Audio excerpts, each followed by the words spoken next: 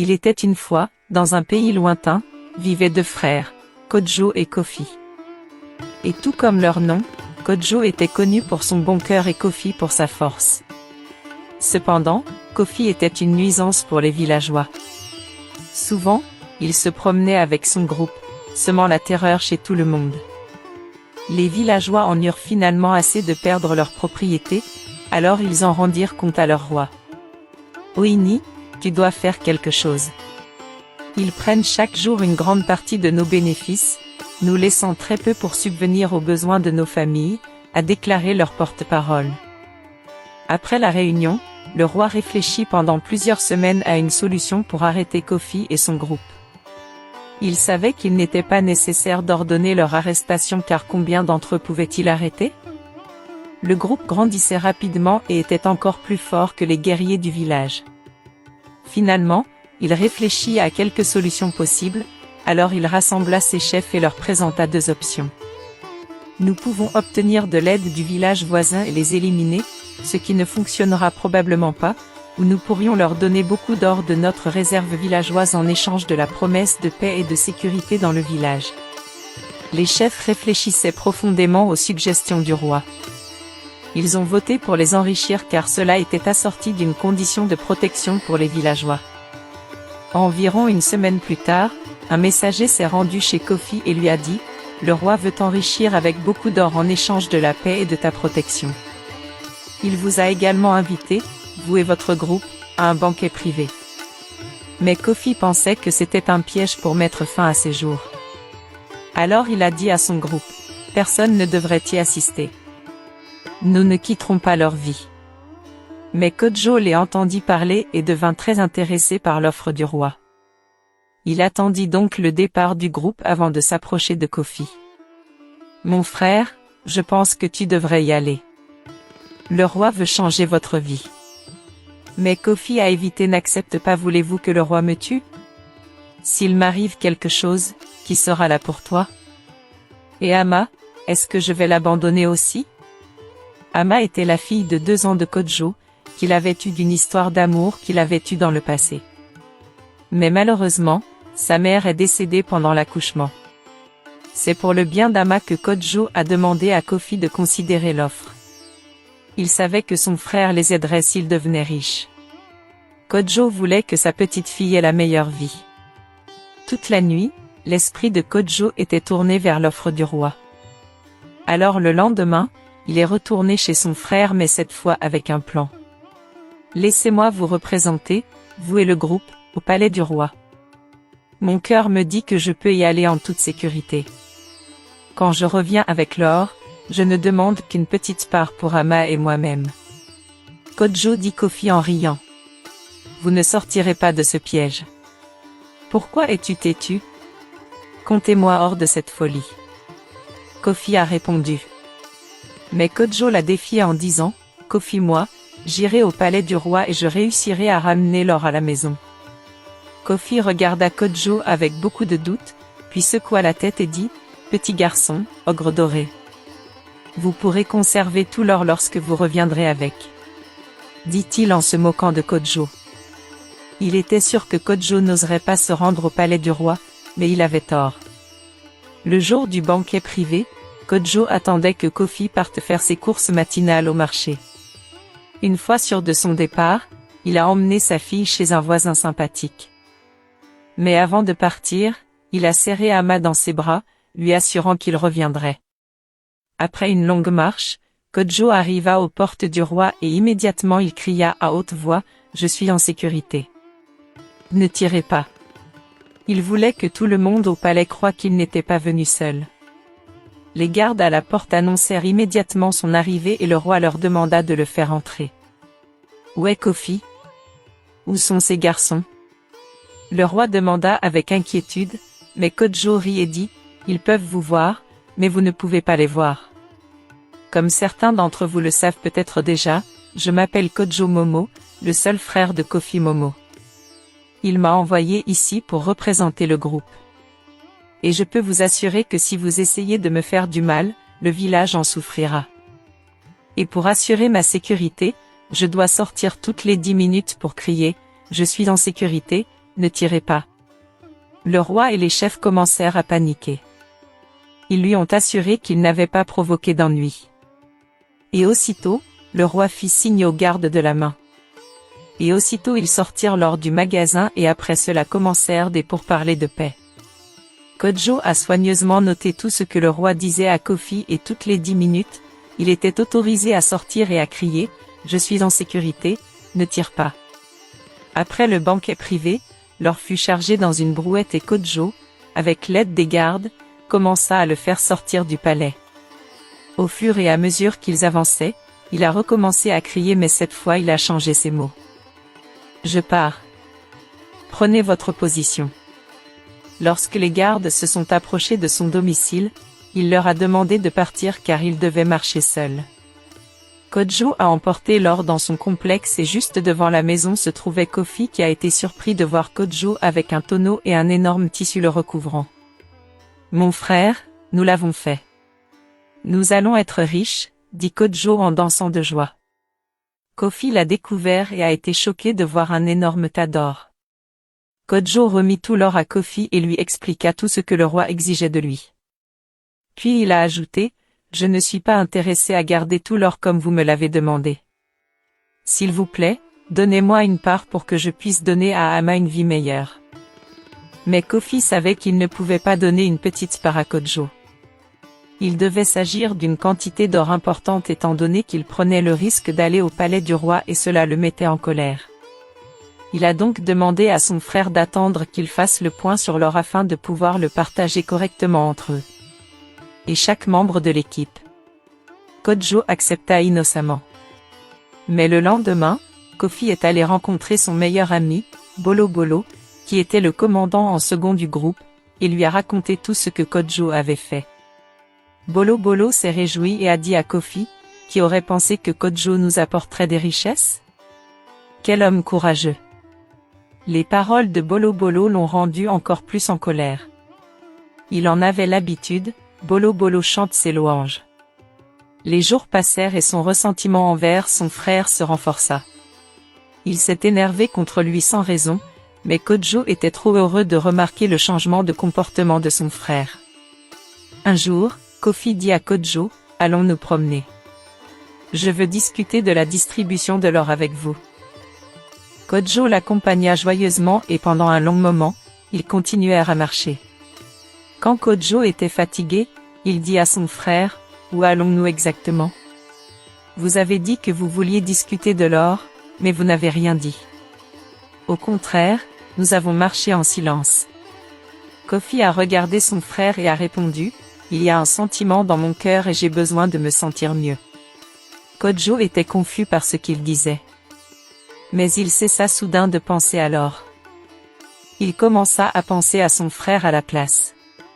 Est-ce qu'il allait bien? Qu'est-ce qui n'allait pas exactement chez lui? Il garda donc le silence jusqu'à ce qu'ils arrivent à une immense cascade. Finalement, Kofi s'arrêta de marcher, regarda son frère et dit, « J'ai besoin de me sentir mieux, » répéta-t-il. Puis Kodjo a répondu, « Il est évident que je peux t'aider, mon frère. Je ferai n'importe quoi pour toi. Que veux-tu? » Saute, dit Kofi. Sauter dans la cascade. Je ne veux plus te revoir. Mon cœur se sentira mieux après ça. Kodjo a eu très peur. Il n'avait jamais vu ce regard dans les yeux de son frère. Et instantanément, il comprit de quoi il s'agissait. Kodjo s'est agenouillé et a commencé à mendier. « Je suis désolé d'avoir demandé l'or. Vous pouvez tout garder.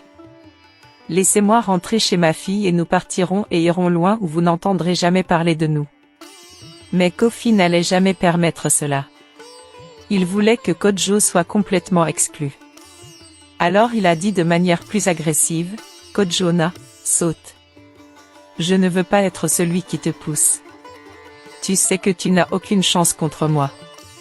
Si vous courez, je vous dépasserai. Si tu me combats, je te gagnerai. Et si vous criez, personne ne vous entendra. Nous sommes au milieu de nulle part. » Kodjo savait que Kofi avait raison. Mais tout ce à quoi il pouvait penser était son amas. Il était sûr qu'il ne la reverrait plus jamais. Alors il dit à son frère, « Ma fille, s'il te plaît, prends soin d'elle. » « C'est tout ce que je demande, » dit-il en larmes, et lentement il s'approcha de la cascade et sauta vers la mort. Immédiatement, Kofi se précipita chez lui et attendit patiemment que des nouvelles de son frère lui parviennent. Le lendemain, Bolo Bolo s'est précipité dans l'enceinte pour l'informer du décès de son frère. « Mon chef, des nouvelles de Kodjo viennent de me parvenir. » D'un villageois, dit-il avec tant de tristesse dans la voix. Il a réussi à annoncer la nouvelle tout en se préparant également à consoler son ami. Mais il s'est vite rendu compte que son ami faisait semblant d'éprouver des remords. Bolo Bolo le savait si bien qu'il pouvait lire ses émotions. Alors, la voix tremblante, il demanda. Réalisant qu'il avait été attrapé, il répondit, il sauta et ne poussa pas. Bolo Bolo secoua la tête avec pitié. Il savait que c'était Kofi qui l'avait conduit là-bas. C'était une tactique qu'ils utilisaient pour achever les gens lorsqu'ils ne voulaient pas que leur sang coule sur leurs mains. Quoi qu'il en soit, il comprenait que son chef passait en premier. Alors là et là, comme Kofi l'espérait dans son cœur, le secret resta entre eux deux. 20 ans se sont écoulés après l'incident et de nombreux changements se sont produits. Kofi n'était pas l'homme le plus riche du village, encore plus riche que le roi. Il gardait tout l'or pour lui, n'en donnant qu'un peu à Bolo Bolo. Et les membres de son groupe n'ont pas osé s'opposer à leur terrible chef.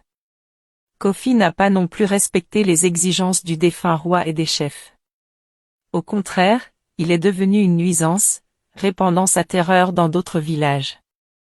Il a formé des alliances avec d'autres grands rois parce qu'il l'engagerait toujours, lui et son groupe, pour des actes sales. Ama, en revanche, est devenue une femme merveilleuse. Bien qu'elle ait été prise en charge par son oncle, qui envisageait d'honorer les dernières paroles de son frère, elle a eu du mal avec les villageois car, peu importe à quel point elle était bonne avec eux, ils la jugeaient sur la base de la réputation de son oncle. Certains de ses amis se cachaient pour lui parler afin d'éviter des problèmes avec leurs parents. Et même si les jeunes célibataires s'intéressaient à elle, il était difficile de convaincre leurs parents de devenir la belle famille d'un terrible Kofi. Cependant, il y avait un jeune homme appelé Dima, qui était prêt à tenter sa chance avec Ama et elle était très excitée parce que cela signifiait qu'elle allait fonder sa propre famille. Un jour, Dima envoya une des servantes d'Ama l'appeler dans leurs endroits favoris où il se cachait toujours pour parler et Ama, heureuse, abandonna tout ce qu'elle faisait pour aller rencontrer son amour. Mais en s'approchant de Dima, elle réalisa qu'il ne souriait pas comme d'habitude. « Dima, Lovu, tout le monde va bien ?» Elle lui a demandé. En larmes, Dima la regarda et dit, « Mon père a dit non. » Ama a essayé de le convaincre, mais il a menacé de me renier. Ama est tombée au sol et s'est mis à pleurer. « Pas encore. Pas encore, » marmonnait-elle pour elle-même. Elle pensait que sa relation avec Dima allait se poursuivre. Outre Dima, elle avait été déçue par 5 autres hommes à cause de son oncle, Kofi. Dima secoua la tête et s'éloigna. Sa relation avec son père était très importante pour lui. En larmes, Ama s'est rendu à la maison de sa seule amie, Kolo. Il était le fils unique de Bolo Bolo, le commandant en second. Kolo était la seule à pouvoir rendre visite à Ama dans sa maison. À cause de la relation que son père partageait avec Kofi. Lorsqu'il vit Ama s'approcher de lui, les larmes aux yeux, il sut exactement ce qui n'allait pas avant qu'elle ne parle. « Mon enfant, Ama, ça va ?» lui dit-il. Après avoir réussi à la calmer, Ama lui dit, « Peut-être que je suis destinée à décéder sans jamais se marier. Quand vous aurez vos enfants, je les prendrai aussi comme les miens. De cette façon, les gens ne m'appelleraient pas stérile. » Elle commença à rire pour réduire sa douleur, et Kolo se joignit à son rire. Mais derrière son rire se cachait de la frustration. Il aimait Ama depuis aussi longtemps qu'il se souvenait, mais il ne voulait pas perdre son amitié avec elle. Alors il a enterré ses sentiments. Mais alors qu'il était assis avec elle ce jour-là, il commença à penser qu'elle était bien sa femme parce que tous ses prétendants l'avaient déçu. Alors pour la première fois, il a avoué ses sentiments. « Ama, je peux t'épouser. » Je veux dire, je veux t'épouser. Je t'aime depuis longtemps. Ama fut assez surpris. Elle n'aurait jamais pensé que Kolo la regardait de cette façon. Je vous laisse réfléchir à ma proposition. Je serai là à attendre. Quand il décide quoi faire. Après sa confession d'amour, ils se dirent au revoir et Ama rentra chez lui en pensant à ce que Kolo lui avait dit. Alors qu'elle pleurait pour s'endormir, elle réalisa qu'elle devra peut-être accepter sa proposition, non pas parce qu'elle l'aimait mais parce que tel devait être son destin. Au moins, j'aurai ma propre famille un jour et Kolo ne me traitera pas durement. Pensa-t-elle. Les jours ont passé et elle a dit à Kolo qu'elle accepterait sa proposition et il était très excité. Bientôt, Kofi et Bolo Bolo furent impliqués et des plans commencèrent pour que la dot soit payée. 2 jours avant l'événement, Kofi a informé Ama qu'un invité important serait en visite. Assurez-vous que les femmes de chambre comprennent tout ce qu'elles sont censées faire aujourd'hui. Ce visiteur est très bon pour les affaires. Ama a fait ce qu'on lui a dit et s'est finalement retiré dans sa chambre. Mais le soir, son oncle frappe à sa porte, lui faisant signe de sortir de la pièce. « Mon oncle, est-ce que tout va bien ?» Elle lui a demandé. « Ama, ton mariage est annulé dans 1 mois, l'invité qui est venu ici aujourd'hui viendra payer ta dot. » Kofi répondit et immédiatement, il s'éloigna. Ama était confus. De quel invité parlait-il? Le vieil homme qui leur a rendu visite avec ses 15 épouses était son oncle, suggérant qu'elle deviendrait la 16e épouse. Elle a couru après lui pour lui demander plus de clarté, mais tout ce qu'il a pu dire, c'est « Je suis ton père et tout ce que je dis est définitif ». Le lendemain matin, elle a couru chez Bolo Bolo pour lui demander de plaider auprès de son ami et Bolo Bolo qui était également très confus, lui a dit qu'il lui rendrait visite pour mieux comprendre la situation. Mais Bolo Bolo fut déçu lorsqu'il rencontra Kofi. « Mon frère, si ton fils peut me donner 200 lingots d'or, je lui la donnerai pour épouse. » Bolo Bolo crut qu'il plaisantait, alors il se mit à rire. « C'est drôle, qui d'autre que vous possède jusqu'à 200 lingots d'or dans tout ce village? Même le roi ne peut pas se le permettre. Ou tu veux épouser ta nièce? » Mais Kofi ne plaisantait pas. J'ai fini de parler Bolo Bolo. Toute personne intéressée à épouser Ama devrait être prête à produire 200 lingots d'or. C'est ce que Azikpi est prêt à payer pour mon Ama. Azikpi était un riche invité d'un autre village venu rendre visite à Kofi. Le jour de sa visite, il rencontra Ama et tomba amoureux de sa beauté. Bolo Bolo secoua la tête, se demandant pourquoi son ami était si méchant. Il a finalement compris pourquoi son fils n'était plus éligible pour épouser Ama. Kofi ne pourrait-il pas renoncer à cet argent, au moins pour son propre bien?